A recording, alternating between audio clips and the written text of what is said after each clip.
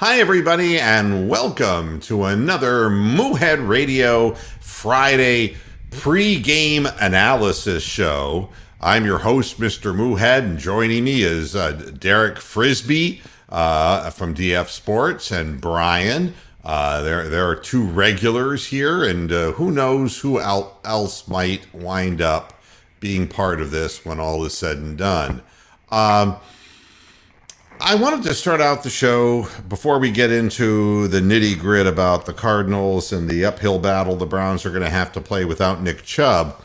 I did want to take one last look backward because I'm getting a lot of comments, and I comment on every person who comments on the show, whether they're reasonable or unreasonable. And we had a couple of Chargers fans on there who were being rather unreasonable. And basically, the extent of the wisdom that they put up was, well, they never call pass interference on a Hail Mary pass. All right, except and so they do. Yeah, but but no. I mean, that is this common wisdom, is what I call it. It's not wisdom. It's the common wisdom that we repeat this over and over and over again, and it becomes truth. And it's very much like the world we live in today. We can just repeat something over and over and over in the media, and eventually it becomes true. In the case of the Hail Mary pass, it does happen, and it has happened recently. And anybody who is stupid enough to put something like that up as an argument about a football game is an ignorant fan, is an ignorant human being, and who basically is a mutt. He has the intelligence of, I can't even begin. It is disheartening to see how ignorant some fans have become. You give your props to a team, to a player like Justin Herbert. I take nothing away from the opponent. They scored more points than we did. I think they got a lot of help. But for those people who want to start this nonsense about, well, they never throw a flag on a Hail Mary pass, let me remind you that it does happen. And it's happened twice, by the way, in the last 2 years, in 2019 and in 2020. Now, in 2019, who threw the pass? It was Aaron Rodgers. And it was against the Indianapolis Colts. Guess who got the call? In 2020, it was Tom Brady.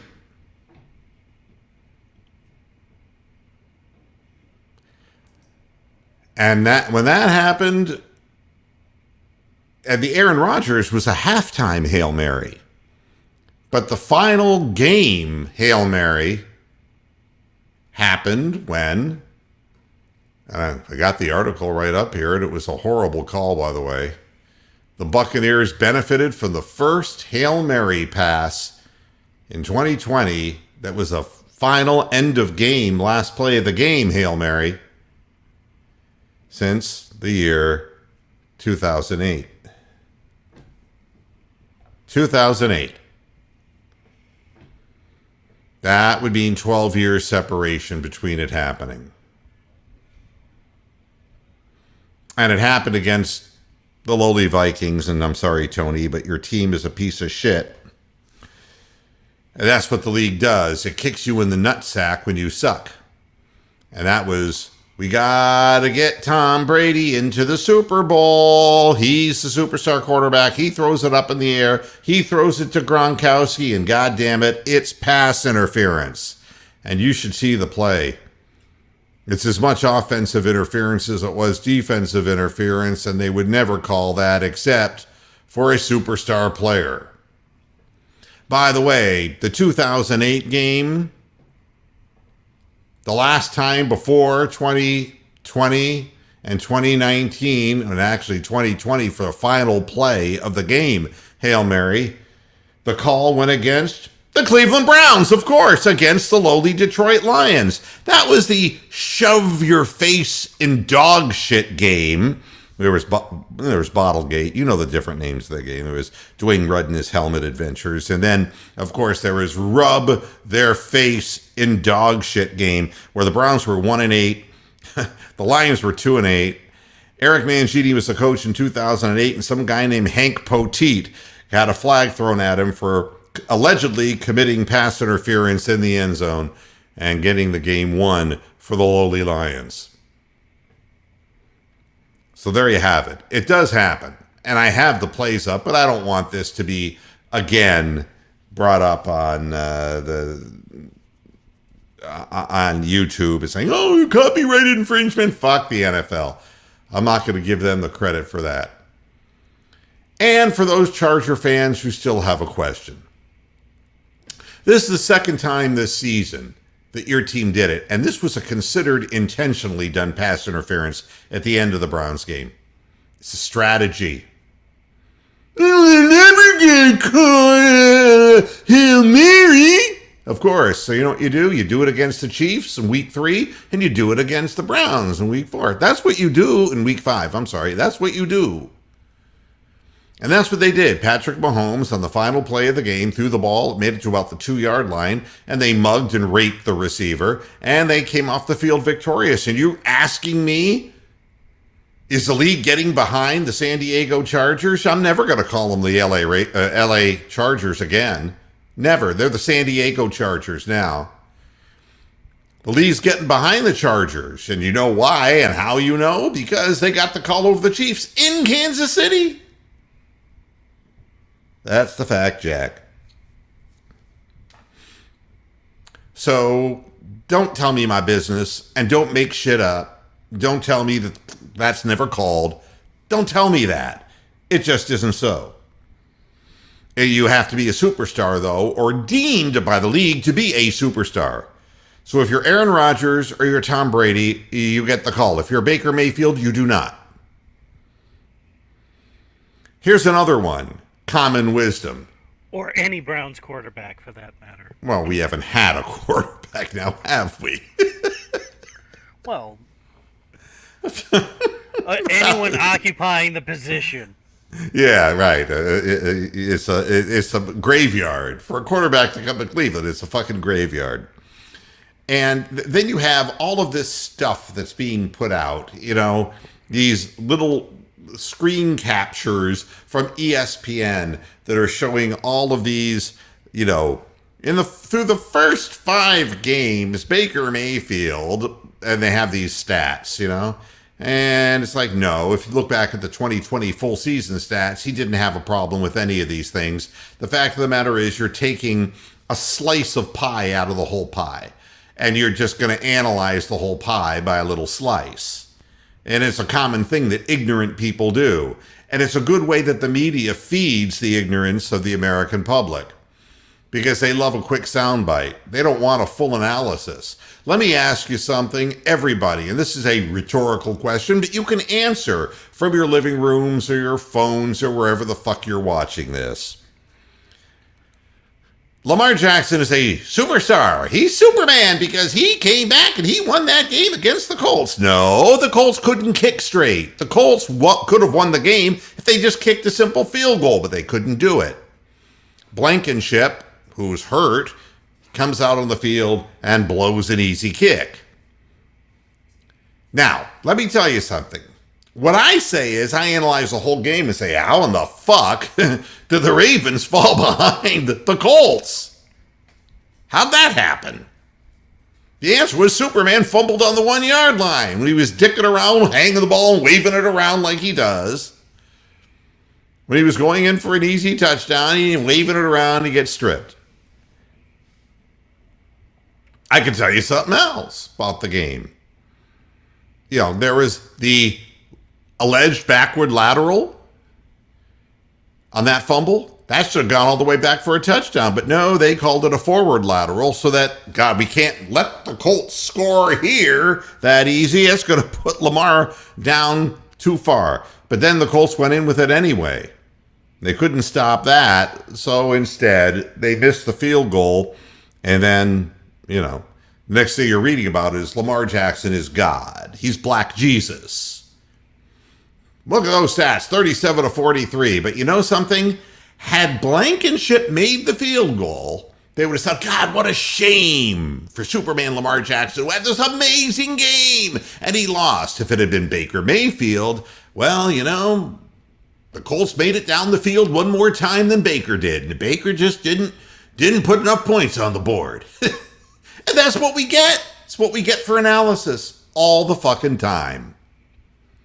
So, again, it's all biased shit. And it is irritating to me. And it's no different in other sports either. If you're, Trae Young for the Atlanta Hawks, you come into the league with a lot of fanfare. The Hawks aren't a very good team, but we're star makers in the NBA. And, so Trae Young gets out on the floor and he's going to, he's developed a new move where he just dribbles into people and they can't stop their forward momentum, and he chucks it up from 42 feet, and they give him a continuation, and he goes to the free throw line and makes 3 free throws, and he scores a ton of points that way. And the league says, yep, that's a great move. That's a great move.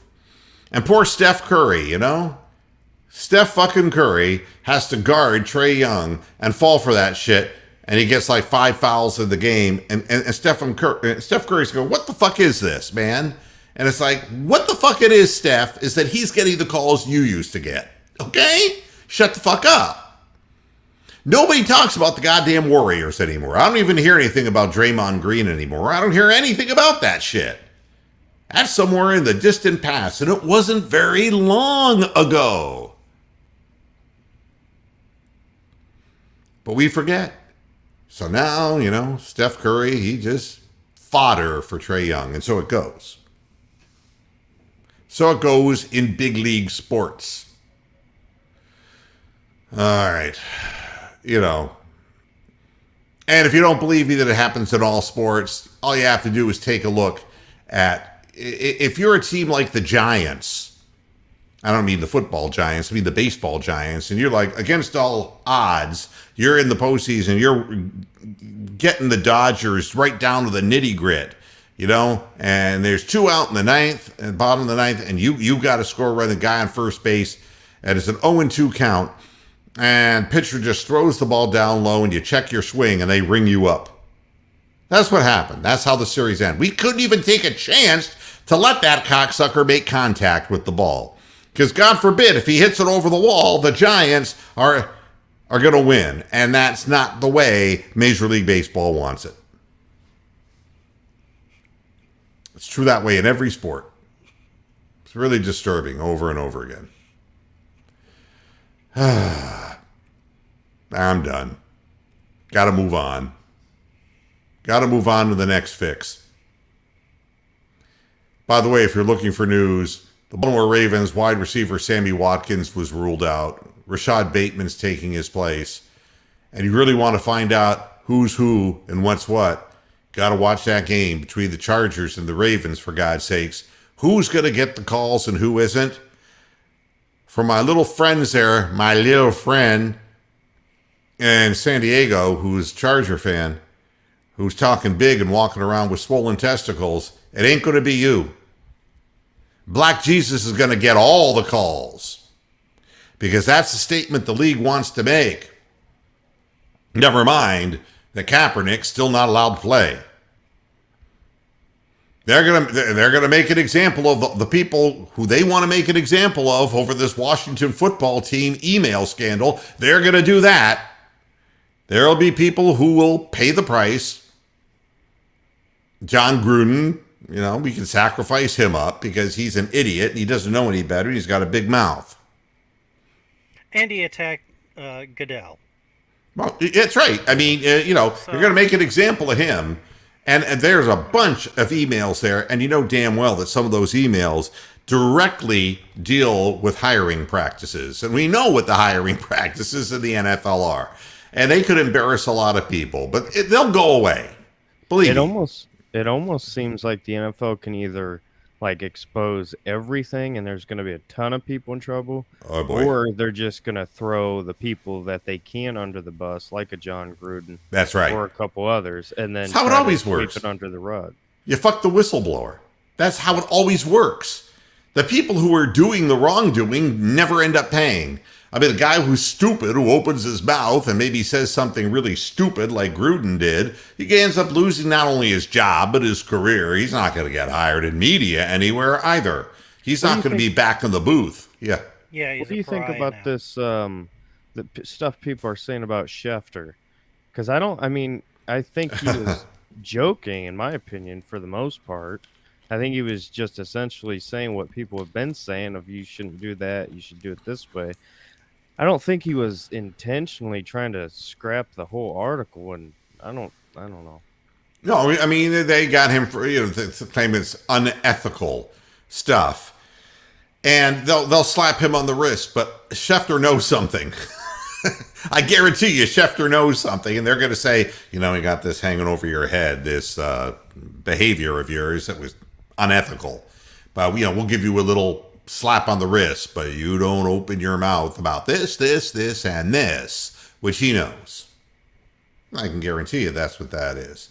And you're getting me wrong, Joe. Lamar Jackson is fine. I got no problem with Lamar Jackson, but he did fall behind the Colts. And to suggest that otherwise would be a lie. And beaten by the Raiders. And that the Colts had the game won, and they just couldn't kick the ball through the goalposts on an easy field goal, on a straight ahead, non-angled kick. They couldn't do it. Now you can say that's proof that the Colts didn't deserve to win, and I agree with you. You have the opportunity, you don't do it, you lose. But nothing against, and this was the comment I'm referring to. It's not all flags for Lamar Jackson, but what it is, it's star making. The league likes to make stars, and Lamar is really right up there, and more so than Justin Herbert. And I'm just warning Chargers fans that you're going to have to be buried in a bunker after this game in San Diego. You can go to the Hotel Del, go underneath. Yeah. And the thing is, too, with the Ravens, it's not like they're a bad franchise. I mean, they've got Super Bowls, they've got legends, so they're going to elevate somebody like Lamar, who's on a team that's got a really good history, versus someone like Justin Herbert, to where the Chargers have no fans. You know what I mean? Yeah, every team has a moment in time, and thank you, Mark. You're being way too kind. That's unusual. There's a lot of people who don't think very much of this program. Even the Cleveland Cavaliers had their moment in the sun, folks. They let that last 4.5 minutes get played out fairly. And teams were exhausted, and shots were going up that were short, missing the rim altogether, and then the block, and then Kyrie's 1-3 back when he actually played basketball. And the next thing you know, hey, it's a win for the Cavaliers, and and that, in essence, was the one thing that we would get in our lifetime. And they're not going to give anybody the impression that the Cleveland Browns are going to win anything important anytime soon. Take my word for it. But just also take my word for the fact that the Chargers will not beat the Ravens. It will not happen. They will not let it happen. Because they have an agenda. And they've already given Herbert a couple of gifts. They've already given him a couple of gifts, that team a couple of gifts. But the Ravens, they're more of a threat. They'll definitely let the game be high scoring, though, because there's nothing they want more than a shootout with two young, hot quarterbacks. Keyblade, I really fucked up. I really fucked up on the Tyson Fury Deontay Wilder thing by not picking the winner. And if you go back to my tweet, you'll see what I said on my tweet. And that's bulking up the way that Wilder did would only make his punches more roundhouse, Wilder slower, and Wilder, is that a play on words? And that he would end up, yeah, and history in boxing shows the guy who got knocked out the fight before gets knocked out again the next time. And yeah, well, I'll talk about that maybe at the very end of the show when we're through all the football stuff. But yeah, I fucked up because I usually don't miss heavyweight fights as far as talking about them on the air before they happen. So we don't have Nick Chubb. And now the question is, who are we going to have exactly? Are we going to have Jarvis Landry? And I was talking to, Derek before the show. Don't mistake the fact that you're activated off of the IR as being proof that he's going to play on Sunday. The fact that he was on the coming off the IR, the IR is a 3-week thing, and he's come off the IR. If you play him and he gets re-hurt, he can't play for 3 more weeks, then he goes back on the IR for the rest of the season.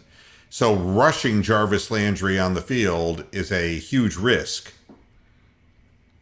Here's another one that I can tell you. The only analysis that I see with my eyes that makes sense about Baker Mayfield is that he's not throwing the long ball as well as he has, say, last year. But I can think of a couple of reasons why. And I think that he has wide receivers who are either not great pattern runners but fast, Anthony Schwartz, or not quite in game condition, OBJ, but a lot of big tight ends and kind of slow Donovan Peoples-Jones and really slow Rashard Higgins kind of wide receivers. And they're possession receivers, they're more slot receivers. So they're not open downfield.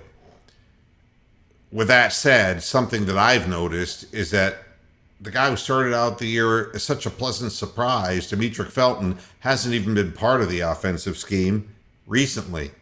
And ever since Baker overthrew him by 4 yards when he had beaten linebacker on a wheel route, there's been no effort to push the ball down the field deeper by utilizing him. If you look back at the last game that we played, there was a play earlier in the game when Rashard Higgins caught a touchdown pass. And you'll remember he was standing right by the pylon all by himself, remember? And he literally just walked in. What they didn't tell you is that three defensive backs were following Odell Beckham because they had seen tendencies from the week before that they were force-feeding the ball to Odell. And they didn't even bother covering Rashard Higgins. But Rashard Higgins isn't going to beat people deep down the field, not like Mike Williams whipped our ass. Ain't going to happen. So if you're going to analyze Baker Mayfield, take into account the fact that how do you get guys open that deep without blown coverages when they don't have speed? It's a reasonable question. Nobody wants to talk about that. I would say that where the Browns are the weakest is quick strike capability. Their whole offense is predicated on ball control, running the football, and short, crisp, accurate passing. What they are not known for is staying in the pocket for a long time and throwing the ball deep. The longer in the pocket Baker is, the less efficient he is. That's true last year, the year before, and this year. Those are the statistics that I tend to believe. He threw one pass to Schwartz, like Schwartz is going to reach up with one hand and grab it with one hand. No. And there were 2 men on him anyway, and he wasn't open. You see Schwartz in the game, he's going to run a fly pattern. Not open. So, and we still scored 41 points. Do we have to have a deep threat? It would sure be nice. That would open up the middle of the field that much better. You're wondering why the Austin Hoopers and people like that are not really getting much? It's because teams were shrinking the field down. It's the reason we had those back-to-back tough games where we didn't score enough points, really. One time we barely did, and the other time we did not. And it's because they took the middle of the field away from Baker, and there was nothing to threaten them deep. It's not like I'm seeing any cameras that are showing Odell Beckham wide open on streak patterns, on fly patterns down the field. And believe me, if they were there, they'd be showing them to us as part of the Browns have to trade OBJ narrative, which is now appearing in a McDonald's near you. The Browns do charged. Yeah, I mean, the Browns do not have to trade OBJ, but you know something? If you report it through every mouthpiece that you have that's associated with the NFL, including on NFL.com itself, you can drive down the value of that player so the Browns will get nothing for him. There is no advantage to get rid of him, to trade him. You will get nothing. It's not like you're going to get a piece that's going to help you. Hell no. He represents what you need, which is somebody who can get downfield. I see no evidence, though, that either man, Baker Mayfield or OBJ, knows how to hook up this way. I think the Browns should at least see what they can get is because I think if you get rid of him, you don't even have to worry about that distraction. You know, and it's not like he's trying to purposely be a distraction, but on the field, when it comes to how Baker plays, he does become a distraction. So if I were Andrew Berry, I would at least take offers. And if you don't like it, then you don't have to trade him. But at this point, if I can get something decent, I'm cool. But you know what the problem is? The problem is you don't have Baker Mayfield signed to a long-term contract, and Baker Mayfield doesn't decide who's on your roster. And if he doesn't get along with OBJ and he says, I don't really like him out there on the field, what has Baker Mayfield ever done in his career that would give him the power if he can't even audibilize, if they won't even give him the authority to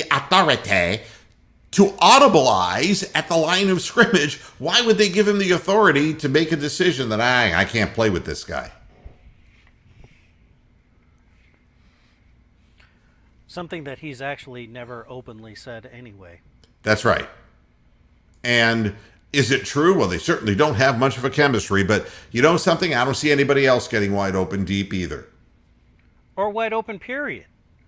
I mean, the only time I saw a guy last year really get wide open during our great run was Donovan Peoples-Jones. Yeah, that's right. In the Tennessee game. The Titans, that's right. That's right. And that was, guy took his eye off Donovan Peoples-Jones, just stared into the backfield, and he took off down the field. Because it was sold as a total run action. All of the linemen were running towards the sideline, and so was the running back. So the entire defense flowed that way. The cornerback looked in the backfield to make sure that, oh shit, I may have to tackle somebody. So, and that's how he got behind him. And then by that time, he had 4 yards of separation, and the guy could never catch up. Yeah. And you know, and this is the reality. Our offense is not set up to go deep. You know, the deep pass play for the Browns is kind of like the change-up of a pitcher who's got a 98-mile-an-hour fastball. The bread and butter of the Browns is the ground game and the controlled passing game. And really, the deep throw is the diversion. It is the thing, or in the case of the Browns, it's the trick play that you've seen too. The end arounds, the misdirection kinds of things that could create something. I mean, I've seen just as many times where Jarvis Landry wound up and threw the ball out of the backfield to an open man deep because they suckered somebody into biting, because they thought there was going to be a run up at the line of scrimmage. But actual line of scrimmage, drop back, pocket pass, find a man all the way down the field, wide open for a touchdown, I don't see that with this team. Haven't seen it with this team on any reasonable basis. That's not what they do. And you can sit there and say, well, they couldn't score with 1:30 left on the clock, so they deserved to lose. But they scored 41 points. They didn't win the game because every single fucking call went against them. That is why they did not win. But the fact is, the team does not appear to be built on speed or the ability to score quickly. That is not the way the team's built. Go ahead. Well, I was just going to say the only time that I've seen that actually happen was in the Cincinnati game with Beckham catching that sliding catch. Yeah, I mean, and the play with the Chief, Njoku, if you look at that play again, if you were a Chargers fan and you saw that play, it was like, what the fuck was the defensive back doing? Who in the hell tries to tackle a man who's much bigger by trying to bump him with his shoulder pads? There was no attempt to even wrap the Chief up. The guy just belly bumped him. And the Chief just kept right on going, 71 yards. There was no help behind the guy. So, I mean, that was a study in bad tackling technique because not only did he not hit the guy, he didn't even slow him down. If he'd have slowed him down to any degree, the Chief wouldn't have made it into the end zone. That's how the Browns got on a crossing pattern, a 71-yard touchdown. But it doesn't happen with the ball traveling 50 yards in the air. We just don't see it. Our receivers are not fast enough to beat press coverage, and the bottom line is that the middle of the field has always been where the team has made its money, and teams are taking that away. So, and it's not Baker's shoulder. That was proven. He threw for 302 yards. He completed 70% of his passes. He did not commit a mistake. And the fact of the matter is, he played as well as Baker would play when Baker was dangerous. And he put up 41. Every ball was hitting guys in the hands. Yeah. Even the last ball where Njoku got tackled into the end zone, that ball was dead money. That should have been caught for a touchdown. Yeah, I mean, he was accurate and did what he was supposed to do. So, again, the narrative about the shoulder was inaccurate. It was something that we were just worried about. As far as Nick Chubb is concerned, I misstated on my Twitter feed that it was a knee. It's a calf. And a calf is something which, if he's not playing because of a calf that's not ready, he ain't going to be ready on Thursday either. I hate to tell y'all. Calf, if he's experiencing soreness, he can't do nothing. And the odds of that soreness going away between Sunday and Thursday is infinitesimal. You're going to be 2 weeks without this player. It's no different than what we were seeing with Newsome. Newsome, they say, is looking to come back, and he's guaranteeing he's going to play. But I'll tell you something. They better not play him too many snaps, because you look at what the injury is and how many games he missed and how many weeks he missed, he's right on the edge. Depending on the grade of the strain, if you got to believe it was a grade 2 sprain, and there are different varying intensities of grade 2 calf strains, he's 3 weeks. And they can take 4 or 5 weeks to heal. He could go down on the second play from scrimmage and then be gone again for 4 to 5 more weeks. Speaking of the cornerbacks, have you heard anything about Williams' arm?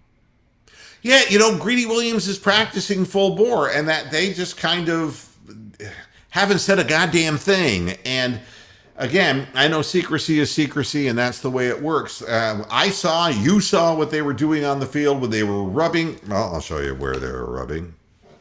On his arm. It was like right here they were rubbing. I mean, and while they were rubbing, he was going like this, and they were rubbing up here. This is an insertion point for the problem that he had. And this is like, I feel like I'm weak in the hand. Testing the ulnar nerve. I'm weak in the hand. So we're not hearing anything, and he's out there practicing, and he really played hard for us last week, and he's going to be out there. I frankly don't think Newsom's going to play very much.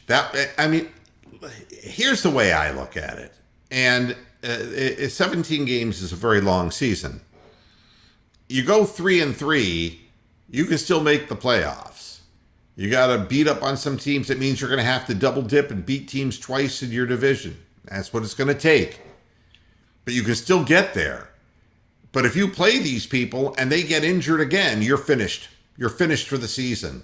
You're not going to have a chance to make a second half run, not without your quality players. So I would rather we go 3-3 and have our players get that extra time off than, and even if they can't play on Thursday, whatever the case is, Thursday is an eminently winnable game. Sunday is not an eminently winnable game. Who do we play Thursday again? Broncos. Yeah. Denver. Okay. Yeah. So, that's a winnable But game. at least it's a home game. So. That's right. Seems like we've played them every year the last 5 years. Yeah, and Elway was the quarterback every time. Really pisses me off. Well, there was the Case Keenum game, but that Cole blew kisses to the crowd when they won. And then there was the game, I think it might have been Baker's rookie year, where Peppers made that game-winning sack. Then there was the year 2019 we played them, because that was the game OBJ had a really crazy catch. So we've played them a lot, seems like. Yeah, and this name will come up over and over again. Stephen A. Smith is featured on the NFL page. He is the mouthpiece. He's an aggravating little man. That's what I can say. And that's his job, is to gaslight. And it's good for ratings. You can piss off the Browns fans. I don't give a shit about that. Talk about whether we can win or how we're going to win. We're getting our pieces back slowly but surely. I don't think a lot of them are ready quite yet. The cornerback, I would not. Newsom's too good a young player. I would not risk him ripping out that calf. I've seen it happen so many times where that just becomes chronic, and you lose the whole year with it. You lose the whole freaking year.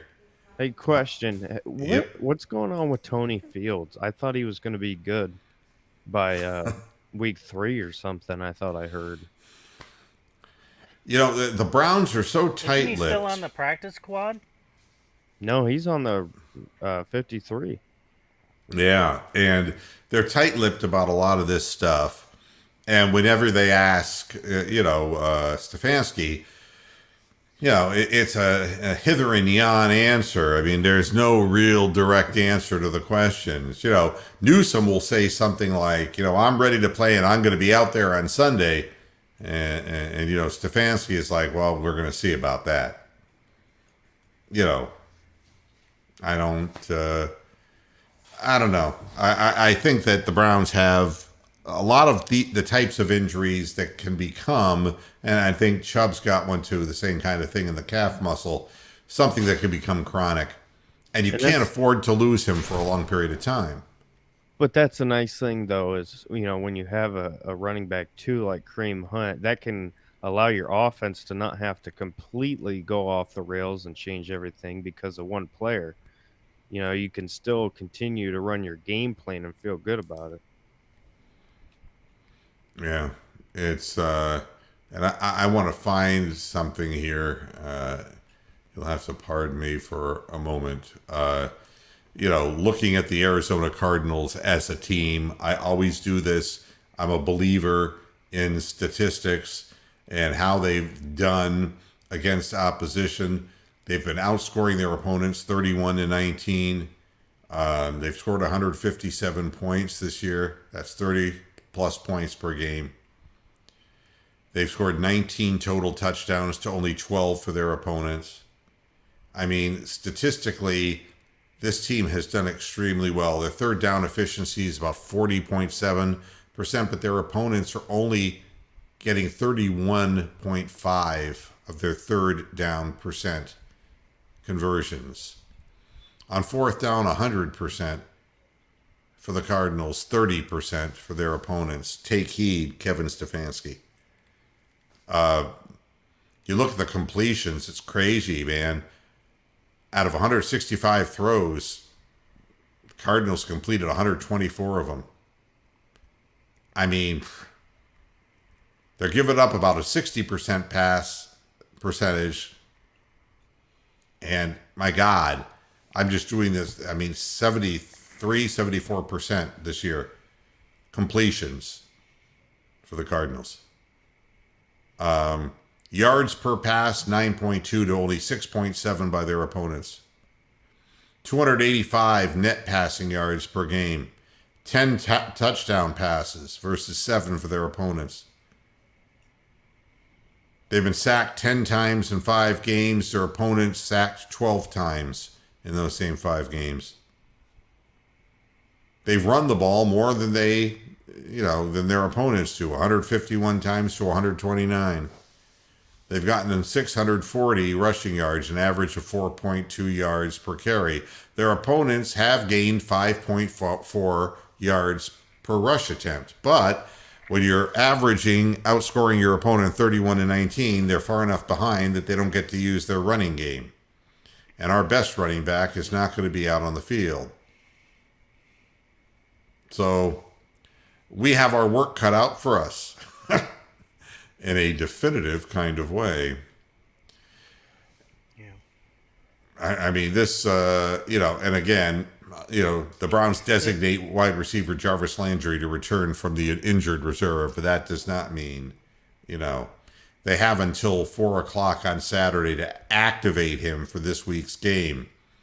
I don't think they will. The reason I said that, though, about him possibly coming back is I saw a ton of Browns report pages and stuff like that saying he was. So I wasn't sure if something was announced that he's playing or what.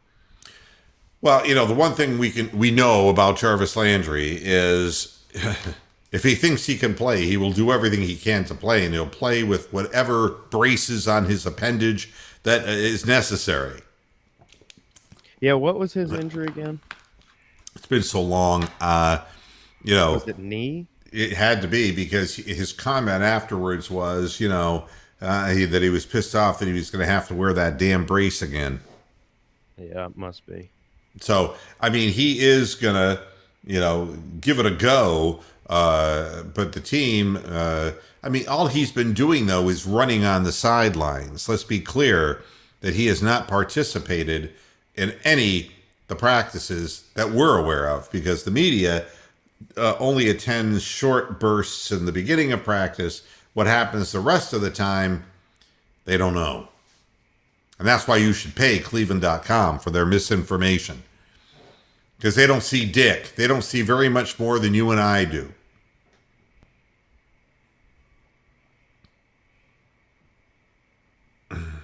And they have 21 days to designate Jarvis Landry to return, or he'll revert to the injured reserve for the remainder of the season. So there you have it. So right now, a 21-day clock is ticking. I would expect him to be probably maybe 15 snaps the next 2 games, and then they'll probably see where he's at after that. The thing because they're going to have 10 days from the Bronco game to the next game. Thing I don't understand is I thought that Demetric Felton was the backup to Jarvis Landry's slot, receiving. And we've seen less and less of Demetric Felton as the season has progressed, and I don't quite understand that. Well, he's been playing more of the running back role. He hasn't been carrying the ball. No, but like his little patterns out to the flat. The one where, like in the Viking game, where he was standing just above the first down marker. He's running the pass routes out of the backfield. And even on the 2-point play, he was in the backfield, but running a pattern. Now, I mean, I'm not going to sit here and, say that this is what the future is, but this is what the present is. Demetric Felton played 3 snaps in that whole game I'd like to against return the this Chargers. present, please. It's defective. Yeah, well, I mean, he returned 2 punts, and he played just 3 snaps on offense. He did not have a catch for a target for the first time since week 1. And he can be such a big part of that, mid to short pass game, Well, it's a guy coming out of the backfield or coming out in different ways, and he can be utilized one-on-one on a linebacker. And being one-on-one on a linebacker is, that's an advantage. That's a win proposition. So... And Baker also has a lot more faith in Hunt to catch the ball than he does in Felton. Well, yeah, but I mean, the fact is that Hunt is already dinged up, and you're going to see Dearness Johnson playing a fair number of snaps in this game. I don't think that Kareem Hunt is going to play more than 15 snaps in this football game, because I think he's going to split the load with Dearness Johnson. And, he's already got a wrist issue and a knee problem that's sore. I mean, he's dinged up, Kareem Hunt. So, Then you're going to see a lot of number 30.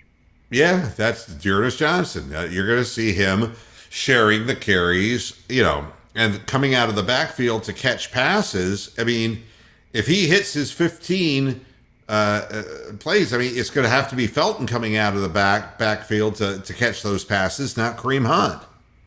Yeah. I mean, that just kind of stands to reason. But, this is, I don't know a whole lot more than what I'm saying. Question mark, about, Gillen, the punter. This is kind of an interesting thing. According to Stefanski, he's just got to hit it better. The ball just isn't coming off his foot the way that it did when he first came here. And the thing that's interesting, he's rated 26th out of the 31. 26th out of 31 as far as getting punts inside the 20. And people say, well, God, he was a lot better than that last year. No, he was not. He was 26th last year, too. It was 2019 that he was much better. So there are question marks about whether Gillen is really the long-term answer as a punter for this team.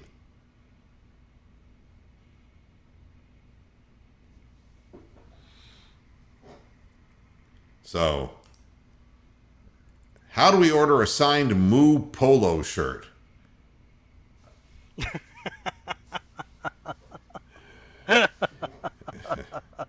How big's your PayPal account? I'm in Florida, man. I mean, to be very honest with you, this is what we wear year round, man. I wear tennis clothes. So. I usually wear golf shirts, so. Yeah. This is going to be a challenge for the Cleveland Browns. The picks around the league, the predictions, really show that people are uncertain who's going to win this game. I'm here on the Sporting News, and I want to look up. Let me do this faster. I guess we lost Fish. Yeah, I don't know where he went, man.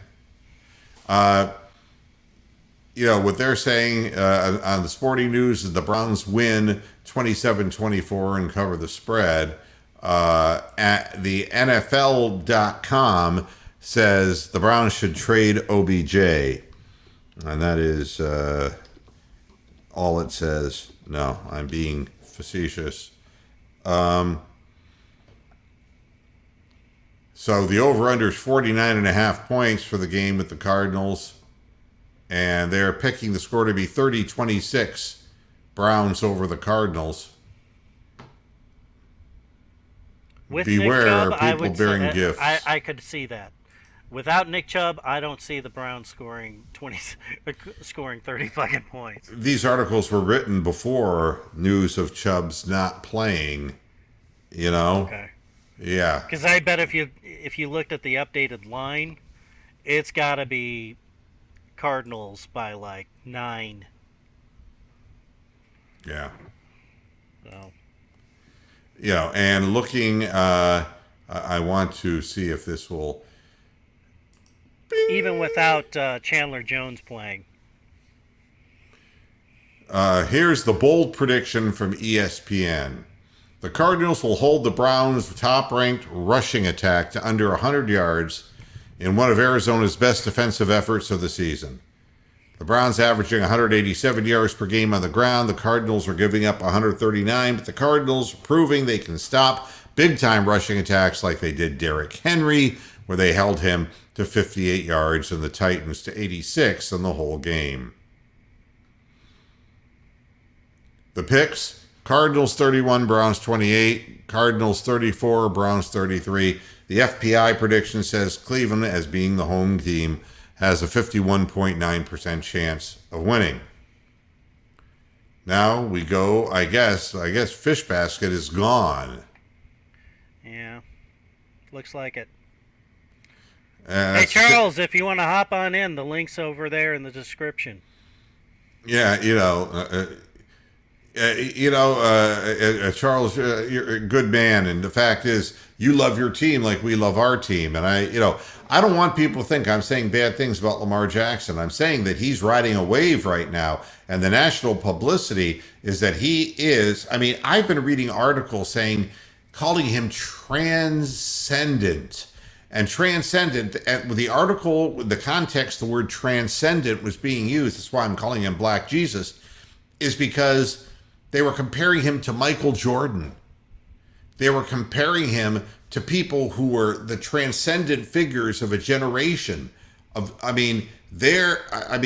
compare Lamar Jackson to Michael Jordan is insane. Is absolutely insane. Lamar Jackson's a fine football player, but you can't say at this point in his career that he's transcendent like that.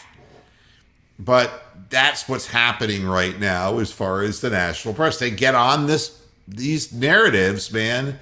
And, we're getting picks coming in the chat room. Browns 34-31. Joe is being kind, saying 33-28. Ron Shane, who's one of the regulars here, is picking the Browns 27-24. Now it's you, Brian. Oh, I'm gonna pick the Cardinals 25 and the Browns 16. And my guess is that the Cardinals will win, and the score will be 34-20. And I don't think this game is going to be all that close, to be very honest with you. I think the Browns really have to get their ducks in line. This was last defeat was a very hard defeat for the organization, and it's very hard once this kind of thing starts, and you can just see the momentum being. It was like you didn't want to play the goddamn Raiders, back in the first 2-3 weeks of the season, but now the whole thing's falling apart. Now you're just saying, God, let me at them. Let me at them. Their coach is gone. Their players are bewildered. They don't know what to think. And their mind is not on playing football. And Keyblade's coming in with a walloping 41-33 Arizona win. So, Well, folks, I did my part. I picked 4 of the Cardinals. I got their defense. I've got Christian Kirk. I've got Connor, and I've got fucking Murray for my fantasy team. So I'm doing my part. Hopefully that will at least keep the Cardinals from scoring 40 points on us. Yeah, there's a lot that can happen inside a football game. Players getting hurt. It's just been a rough early part of the season for the Browns. They've had a lot of tough games playing good teams. I mean, you're talking about, you're playing the Chiefs and the Chargers. The Chiefs were the most hyped team when we played them. The Chargers were the most hyped team when we played them. And now the Cardinals are the only undefeated team, and we're playing them. It's a tough early season. And, if you could squeeze out a win here, it'd be huge. I just don't see with the condition that the team's in that that's a likely occurrence. I bought myself 5 minutes to talk about the heavyweight fight. And, I am a boxing historian. So I compare fights to other fights. And this one had all of the markings of George Foreman versus Ron Lyle. And if you didn't see that fight, go to YouTube and watch the Foreman-Lyle fight. And I mean, rock'em sock'em robots. If you like brawling tough man contests, eliminate the sweet science out of the equation and just watch two guys thumping on each other until one of them stays down for good. The Foreman-Lyle fight up to this point was like the ultimate as far, and it wasn't a title fight. But it was Is that one of his comeback fights? No, that was before he gave up the ghost, and he won. Foreman won the fight, but he got knocked down several times. Lyle got knocked down several times. It was just a rock'em sock'em robot fight. The thing that really staggers me watching this is how unskillful Tyson Fury and Deontay Wilder are. They suck. And all the narrative about this and that, I mean, look, Tyson Fury obviously can take a good shot, but he's slow and ponderous. His punches are pushed more than they're snapped. He uses his body weight to lean on people. And prime Muhammad Ali would have beaten Tyson Fury into a bloody pulp. Bloody pulp. And I'll go one step further. Lennox Lewis would have pounded him. Serious Lennox Lewis, not the one who got himself knocked out. But serious Lennox Lewis would have beat Tyson Fury to a bloody pulp. Anybody who knows boxing knows that Tyson Fury's just a big brawler. And what we know about Deontay Wilder is that nobody ever trained him and taught him how to fight. He got a big right hand. Now they're claiming he broke his hand in the fight. I think somebody's brain is broken. Deontay Wilder, you can't throw a right hand and lift your head up. I mean, the simple, routine things that fighters would know to keep their chins tucked in gets thrown by the wayside. And throwing haymakers, and he came in, 21 pounds heavier than he was, or 27 pounds heavier, or some crazy number. And you could tell he had been pumping weights. And it's like, the pumping weights thing is what George Foreman used to do, and that's why, block muscles, which are developed when you lift weights, are less flexible than the slimmer muscles that like distance runners have. And much to the chagrin of people who think that bigger muscles mean you're more powerful, the power in a punch is determined by the technique with which it's thrown. And there's a couple of things. One is how short and straight, that is coming from the shoulder. In other words, Joe Louis would knock out people with a 6-inch punch. He needed this much distance. The punch that knocked out Michael Moore by George Foreman was the straightest punch, the shortest punch I think Big George ever threw in his life. And it only went 6 inches. And it knocked him into another country. These guys who swing wildly, the timing isn't there. They're not going to hit their man cleanly. And big block muscles fatigue. I mean, weightlifters have to go up in the Olympics and lift weight. And they get a shot or two at it. They're not having to keep pumping and pumping and pumping those heavy weights. They have to do it on one time occasions set a record. It's not like that in boxing. you get fatigued. And the reason that Deontay Wilder was fatigued as the match went on, besides the fact that Tyson Fury was leaning on him and hitting him and beating him about the ring, was that his muscles were completely filled with lactic acid.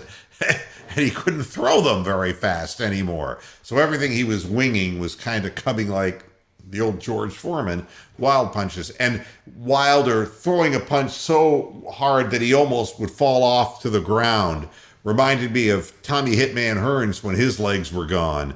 Deontay Wilder should not be allowed to fight again. He, as far as I'm concerned, he doesn't take a good shot, never did take a good shot. He hits very hard, and that's all he's got. And if he gets you early, that's that. Tyson Fury has a lot of courage. I will give him that. He's going to stand in there, and he's going to take a beating. But anybody, the fact that he's 6'9" gives him an advantage only in one sense, and that is that he can lean and he has a reach. But, I don't know what his reach has been measured at, but his jab is certainly not formidable.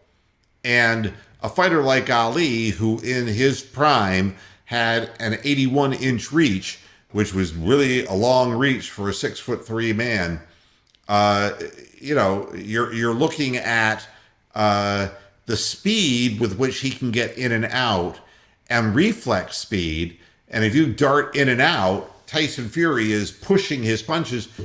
He's never going to hit nobody.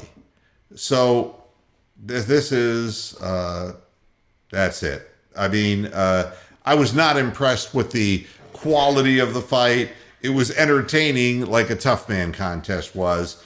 I knew that Fury would win just because he was the bigger, heavier man, and that Wilder, we already saw that he doesn't absorb punishment all that well. Got a thinner frame. His legs don't hold up. His legs go quick in fights, just like Hearns used to. Bigger upper body, but kind of not as developed a lower body. And this is the kind of stupidity that I would expect from somebody who'd had a closed head injury. Ali is way too small. Since when did small have anything to do with, please. It's got more to do with timing and speed. And I would be the first one to tell you that if Tyson Fury was fast like Muhammad Ali, yes, at 6'9", he would have a mammoth advantage with his reach. But it doesn't matter what your reach is if you're slow and ponderous, you're slow and ponderous. Nothing changes. Again, you say he has a great chin. I would say he's been down on the ground quite a number of times. That is not the sign of a great chin. Muhammad Ali had great reflexes, and he went down against Henry Cooper. He went down against Joe Frazier. Those are the times that Muhammad Ali got knocked down in his whole career, and he did not get knocked down twice in a fight. All right, Tyson Fury is getting knocked down multiple times in singular fights. And if you think that he has boxing skill, you're drunk. You got to stop drinking because you're like, and you're not seeing straight. But for what's available in the heavyweight division right now, saw Anthony Joshua. Turned out to be nada. He got beat by, I can't even pronounce, Usyk. Is that how you pronounce his name? Who was a cruiserweight champion. So Anthony Joshua was never going to be a challenge to Tyson Fury, and I don't know who is. Because right now, athletes are choosing to go a different way, and who can blame them? Because you end up penniless and brain damaged in the boxing game. It's everybody's got their everybody's size, but coordination and reflexes. And Ali was outweighed by Sonny Liston. What did it mean? Because Liston was ponderous, and he walked into to punches, and he got his face torn up. I don't think Ali would necessarily knock Tyson Fury out, he would just cut him up so bad they'd stop the fight. He would lose his will to fight, but he'd just get hit so many times he'd be cut up. I mean, Tyson Fury's a big Jerry Quarry. Give me a break. And he's not a big puncher either. And Ali liked to work the body. And this is even funnier. There's a roll of fat around his gut, DBO. Fucking Tyson Fury looks like the Pillsbury Doughboy. If he was working out the way fighters used to work out, that would be one thing. Athletes get better as time goes on. We all know this. People evolve. Fighters are technically way better today. What I will tell you is this. In the octagon, the technique for the times of the original, octagon fights in MMA, compared, when Hoist Gracie was the man, compared to now, the techniques, the finishing submission maneuvers are far more sophisticated. In boxing, it's gone the other way, gone completely the other way. So I don't see that there's more skill in boxing today. It's kind of sad, as a matter of fact, to see the amateurish things that these guys are doing in the ring. Guys who were tired after 6 rounds. They were both. He and Tyson Fury were... That's embarrassing. No heavyweight championship should be 2 guys who are out of shape. Tyson Fury's fat. He don't have to weigh 277 pounds. He's fat. That's that. At any rate, I'm done. I hope the Browns do better than I said they're going to do. Yeah. Well, or that the defensive line can take advantage of the new center for the Cardinals. So, because they're going to have a backup offensive lineman. Yeah. So, and it's funny. I'll say one last thing to DBO. Watch the fights for the past, all right? Watch Sugar Ray Robinson fight. And then tell me that Sugar Ray Leonard was better than Sugar Ray Robinson. Tell me that, all right? There are fighters who, in modern times, and I would say that Manny Pacquiao would have been one of them, who really could have fit in any generation as a really great fighter because he was in shape and he carried his power up weight classes. Alexis Arguello also carried his power up, weight classes. Heavyweights is a different issue because you look at, from the time of champion, where Joe Louis for 13 years was a heavyweight champion. And then the next real guy who got credit was Rocky Marciano, who was only 180 some odd pounds. And then you had Floyd Patterson, who had a glass jaw. And then you had Sonny Liston, who could stare real meanly at people, but when he was tested, couldn't do a hell of a lot. Then you had a real champion again, Muhammad Ali, who when he trained seriously, which was probably the one weakness with him, he didn't always get into the best shape for some of the European challengers. But when he was in shape to fight, he was blindingly fast and not a huge hitter because he had brittle hands, but he'd hit you so often and the timing was so good. And his ability to escape punches, just making people miss by this much. He wore his opponents out by making them miss. And then you get into the next range of Larry Holmes, who had a good left jab, especially when he thumbed people with it. And, then you move into the era of Mike Tyson and Lennox Lewis. And Mike Tyson was a one-dimensional fighter who had such management problems that he wasn't being trained properly at the end. They got all the guys, including Kevin Rooney, the fuck out of his corner. They put Mike Bright in his corner, and he lost all of his ability to be evasive, bob and weave. I skipped Joe Frazier. Joe Frazier was born to have a short career because he was a short man who had to take punishment. Tyson Fury, if he had to fight the quality of heavyweights that were around back in the day when Muhammad Ali and Kenny Norton and George Foreman and Joe Frazier, he'd have a very short career too because he takes too much punishment and he'd be brain damaged. The fact of the matter is that he takes way too much punishment for a man with a reach advantage who's 6'9". I rest my case. But I thank everybody for coming here and checking out the show today. and you know, and I hope we win. You know. Yeah. We don't root any less, even when we pick against them. Yeah, and again, you know nothing about the game. The man had Parkinson's syndrome. He fought Leon Spinks when he had Parkinson's. Hello. And 6 months later, in the Louisiana Superdome, he beat that fighter. He beat a man when he had Parkinson's. You just don't get it. And poor little TYG is just finding out. Chubb is hurt? Oh, dude, go back to the beginning of the show. Yeah, he ain't playing. So, you know. He's out with a calf injury, Ty. Yeah, my God. All right, everybody, let's hang in there and hope for the very best. We'll be here, like you know we will be, at halftime and postgame on Sunday, and we'll be telling you right from the heart what we think is going on.